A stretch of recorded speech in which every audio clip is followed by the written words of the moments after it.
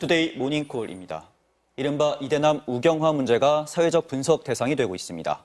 극우화된 인터넷 커뮤니티의 여론 조작 때문이란 분석도 나오고 있는데 오래전부터 이 문제의 심각성을 지적해오면서 리박스쿨과 신천지 등 사이비 종교까지 연관돼 있다고 주장하는 프로게이머 출신 황희두 노무현 재단 이사에게 자세한 이야기 들어보겠습니다.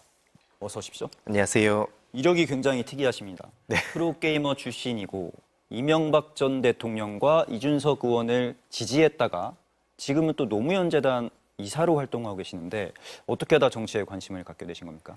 원래는 그 커뮤니티만 보면서 그냥 정치를 띄엄띄엄 알고 있다가 나중에 한 10년 전에 그 박근혜 탄핵 국면 때 인터넷 세상이 전부가 아니구나. 그걸 느끼고 이런 내용들을 좀 분석을 하기 시작했어요. 제가 왜 그렇게 빠져들었을까? 그런 걸 보다 보니까 자연스럽게 정치, 역사 이런 걸 공부하게 됐고 굉장히 분노해서 지금은 이러한 문제를 좀 알리고 또 2019년에 민주당에 합류해서 본격적인 활동을 시작하게 됐습니다. 프로게이머 출신 때문인지 인터넷 커뮤니티의 특성들을 좀 잘 알고 계신 것 같아요. 최근 동향은 어떻습니까?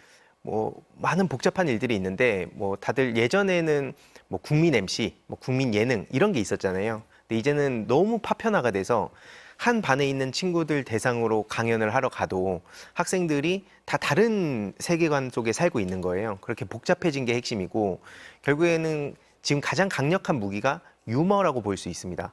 그러니까 유머로 포장을 해서 거기에다가 혐오라든지 아니면 정치적인 어떤 사상들을 가랑비 옷 젖듯이 계속 주입을 시키고 확산을 시켜온 게 그동안에 있었던 일이다. 이렇게 볼 수 있습니다. 그러니까 혐오를 약간 놀이처럼 희화화하고 밈 문화가 좀 발달하고 지금 이런 게 특징인 것 같은데 이게 좀 우리 생활에 좀 일상적이 돼버린 것 같아요. 맞습니다. 이게 제가 노무현 재단 이사로서 그러니까 노무현 전 대통령에 대해서도 차마 입에 담을 수 없는 그런 멸칭을 갖다 붙이면서 이걸 유행을 만들어 버리니까 이게 학생들 사이에서도 노무현 전 대통령이 누군지 몰라도 그냥 다들 이런 얘기를 하고 인터넷에서도 이런 걸 막 확산을 시키니까 그냥 이걸 재미삼아 하는 경우가 되게 많습니다. 그래서 그냥 예를 들어서 학교에서 친구들이 이런 걸 그냥 막 노래를 부르기도 하고 막 자극적인 얘기를 하면서 유머라고 또 포장이 되니까 그냥 재밌어서 했다 이런 경우가 굉장히 많습니다. 지금은 이런 문제에 대해서 좀 문제의식을 가지고 계시지만 예전에는 좀 여기에 빠져 계실 때도 있었잖아요. 맞습니다. 그게 어땠습니까? 인터넷 방송이 되게 영향이 컸거든요. 그래서 온라인 커뮤니티와 인터넷 방송이 결합이 되니까 저는 모든 세상이 다 그런 줄 알았어요. 그래서 누군가가 와서 비판을 하거나 문제 제기를 하면은 방방바라는 말이 있었거든요. 방송은 방송으로 봐라.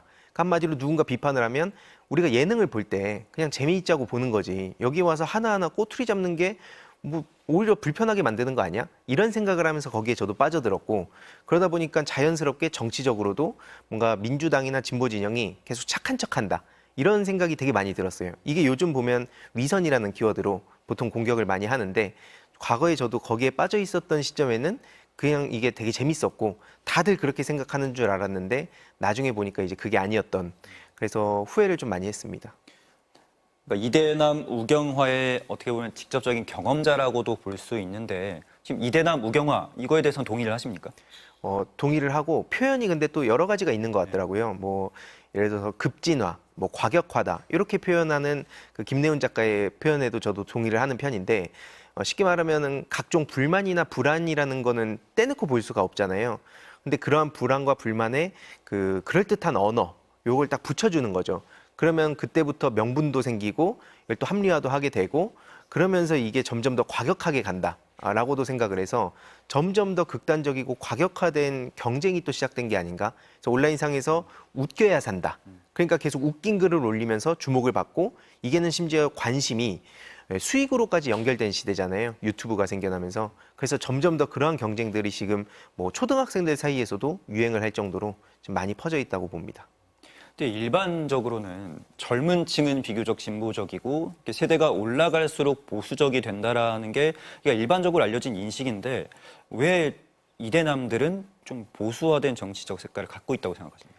이게 또래 문화의 영향이 가장 크다고 봅니다. 그러니까 자주 가는 온라인 커뮤니티에서 앞서 말씀드렸듯이 뭐 특정한 얘기가 나오고 인터넷 방송에서도 똑같은 얘기가 나오고 거기에 이제 막 수만 명, 때로는 막 10만 명 넘게 그런 영상을 같이 보는데 실시간 채팅으로 그런 비슷한 내용들이 올라오는 거예요. 그러니까 저는 이게 당연한 진리라고 생각을 했었는데 거기에 이제 그 가랑비 옷 젖듯이 작전을 펼쳤던 게 이명박 정부 때부터 국정원 심리전이라는 게 있었구나라는 거를 뒤늦게 알게 돼서 이 문제를 좀 본격적으로 파헤치게 됐습니다. 이명박 정부 국정원에서부터 시작이 됐다라고 했는데 지금 아직까지 그게 영향을 미치고 있다라고 생각하시는 겁니까? 이게 양이 워낙 많긴 한데 심플하게만 말씀드리면 윤석열 정부 때 김태효, 뭐 원세훈 이런 사람들을 다 특별 사면시켜주거든요. 원세훈은 전 국정원장이었고 그다음에 김관진 씨는 이제 국방부 장관이었습니다. 근데 이번에도 국방혁신 4.0을 맡기기도 하고 이렇게 그 관련된 사람들뿐만 아니라 사이버 사령관 출신 연재욱, 옥도경이라는 사람도 있는데 이들도 댓글 공작 문제에 얽혀 있었던 사람입니다. 근데 윤석열 정부 때 특별 사면이 되고 연재욱 씨는 국방부 정책자문위원으로도 가고 그리고 리박스쿨하고도 연결이 됩니다. 리박스쿨까지 연관돼 있죠. 맞습니다. 그리고 이 둘은 육사 38기인데요. 김용현 씨가 육사 38기잖아요. 이렇게 또 다 연결이 돼 있습니다. 리박스쿨 얘기하셨는데 뭐 어떻게 연관돼 있다는 겁니까? 리박스쿨의 그 뭐 강사진이라든지 아니면 자문 역할 한다든지 이런 데에 이런 네트워크가 아주 깊숙하게 연결이 돼 있다는 걸 확인할 수가 있습니다. 네, 그때 인물들이 그대로 좀 연결이 돼 있다. 뭐 그런 뜻인가요? 예, 뭐 전부 다 연결돼 있진 않고 앞서 뭐 연재욱 씨라든지 이런 사람들이 일부가 지금 드러났고 저는 지금까지 드러난 것도 빙산의 일각이라 보거든요. 그래서 지금 당정청이 요 문제에 대해서 속도를 내야 된다. 왜냐면 뭐 손윤숙 대표 정도로 그냥 꼬리 자르기 하고 지금 그냥 흐지부지 되는 상황이거든요. 근데 그렇게 볼 수 있는 사안의 문제가 아닙니다. 그래서 파고 가다 보면 지금 뭐 모스탄이라든지 미국 극우 얘기도 나오고 일본 극우 잼먼이랑도 연결이 많이 돼 있었거든요. 그래서 저는 이거 문제를 해결하는데 최소 10년을 보고 있습니다. 그만큼 엄청 깊게 얽혀 있습니다. 근데 좀 어떻게 보면 단순히 이런 여론 때문에 영향을 받았다라고 하기에는 또 이제 반대 측에서는 좀 취업 문제도 있고 병역 문제도 있고 여러 가지 사회적 경제적 문제 때문에 보수화가 됐다라고 반박할 수도 있거든요. 이것에 대해서는 어떻게 생각해요? 뭐 예를 들어서 민주당에 대한 비판은 당연히 전 할 수 있다고 봅니다. 다만 뭐 이런 앞서 말씀 주신 내용들에 다 동의도 하고 특히 플랫폼의 변화, 그러니까 기술이 발전하면서 요즘은 알고리즘도 무기가 됐다. 심지어 인지전이라는 거는 요즘 전쟁에서 쓰이는 기술인데 뇌과학의 무기화라는 표현까지 나오거든요. 결국 제가 앞에 심리전을 말씀드린 것도 사람의 감정을 파고드는 겁니다. 그러니까 평소였다면 온라인 커뮤니티에서 어떤 글을 보고 그냥 좀 넘어갈 수 있었던 일들을 계속해서 확대 재생산하면서 심지어 유머라는 그런 껍데기를 씌우고 계속 파고드니까 점점 더 그 안에 있는 사람들끼리 비슷한 생각을 공유하게 되고 이게 신념화까지 되고 이런 문제들도 많이 연결돼 있다고 보고 있습니다. 최근 홍준표 전 시장이 신천지가 국민의힘 뭐 이런 대선 후보 경선 과정에도 좀 관여를 했다 이렇게 주장을 했어요. 신천지도 그런 맥락에서 실제로 관여했다고 보십니까? 실제로 저도 뭐 재판까지 또 하게 된 경우가 있었는데 내부에서 제보를 해주신 분이 계셨어요.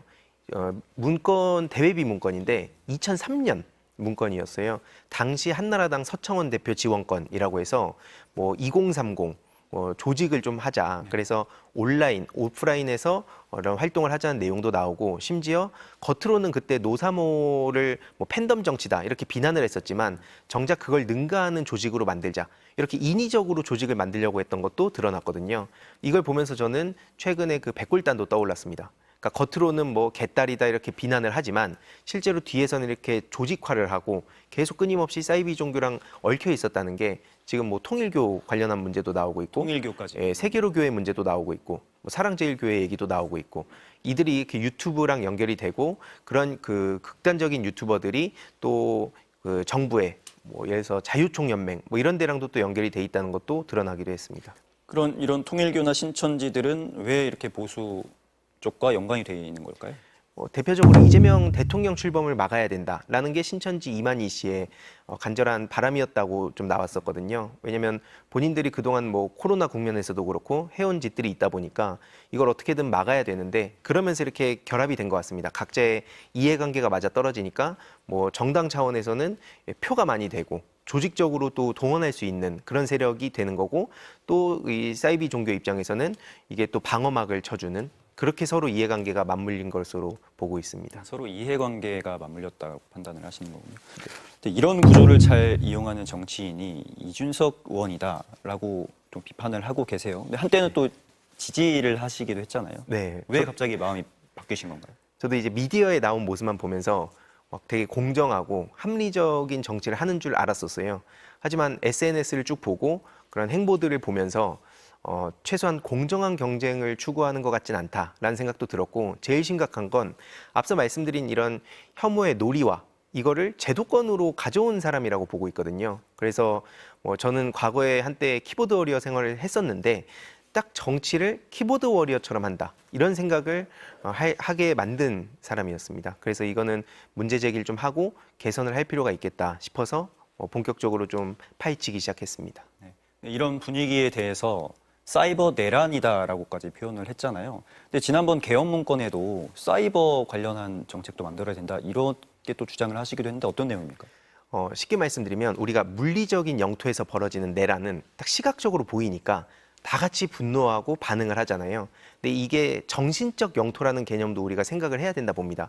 학교에서도 예전에는 이제 물리적인 폭력이 있었지만 이제는 눈에 보이지 않는 폭력들도 많잖아요. 그런 것처럼 이 정신적 영토를 침탈하려고 했던 게 그 국가기관까지 동원해서 벌인 일이기 때문에 이것은 사이버 내란이다. 그래서 이거에 대해서 민주당에서도 사이버 내란 그 대응 TF를 꾸려야 된다고 전 주장을 하고 있거든요. 뿐만 아니라 뭐 정부나 청와대도 요 사안에 대해서는 우리 민생과도 직결된 문제이기 때문에 좀 그 빠르고 신속하게 대응을 나서야 된다라고 주장하고 있습니다. 네, 민생과도 직결된 문제라고 하셨는데 뭐 실제로 단순히 이제 정치 문제에 국한되는 게 아니고 또 유명인에게 또 국한되는 게 아니고 일반 국민들도 실제로 피해를 보고 영향을 받고 있잖아요. 이거 어떻게 해결해야 된다고 보십니까? 저는 뭐 개인적으로 대응하는 것도 필요하지만 뭐 핵심 딱 하나만 보면 플랫폼 기업들, 이게 지금 트래픽을 위해서인지 그냥 이런 걸 무방치 상태로 그냥 냅두고 있거든요. 그러니까 이거를 플랫폼 차원에서 대응을 할 수 있게 하고 동시에 그 뭐 민주시민 교육이라든지 이런 것도 필요한데, 결국에 중요한 거는 사이버 내란 특별법으로